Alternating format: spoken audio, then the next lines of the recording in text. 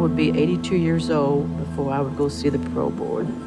And I came in when I was 33 years old, I came in. I met my husband many years ago when I was young. We was raised up together. So I was 14 years old when I got married. I was still a child.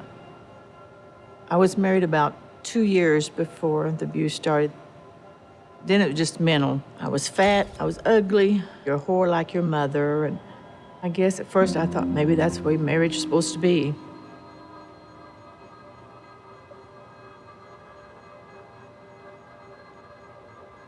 I would come home from work and he'd be waiting for me.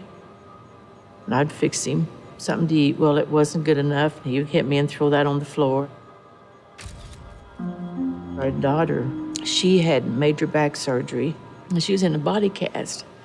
Well, she didn't get up off the divan fast enough for him. He whipped her with the belt.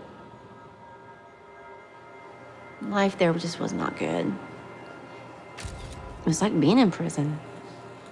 We did our best to protect each other because we knew that if one of us didn't cover our backs, we paid for it. I can't even explain how down he had me. I didn't even know who I was.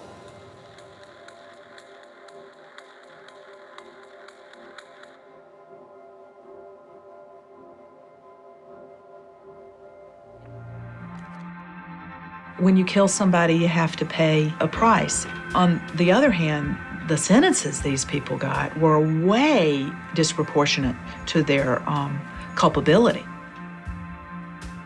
The board did not correctly follow the statute, and so we filed a writ against them to force them to give them new hearings and hopefully come to what we believe is the right decision, which is that they've served enough time and they're no danger to society. The one thing about coming back 30 years later is that the guy is not there to present his side of the story. Is it possible that the women changed their story? Because if you can claim abuse years later, that's one way to beat your charge of being sentenced to life without parole.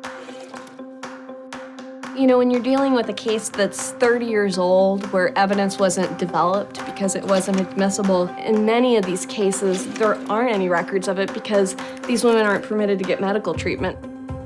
Carlene's mother saw bruises on her all the time, but because her husband was a police officer, he wouldn't let her complain to the police because those were his colleagues.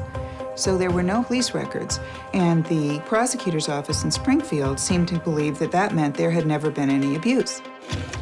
This was in a period of time where battered woman syndrome had just been passed, and I don't think lawyers really knew what to do with it because they were afraid that jurors would not understand it and would blame the victim.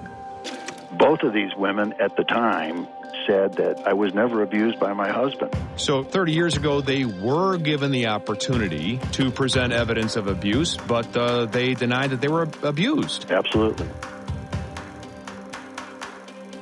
If you're going to claim battered spouse syndrome, you have to admit you did the killing. And so it's a pretty big risk because you're relying on the jury to give you an out. But because it wasn't in the heat of battle, some jurors aren't going to do it.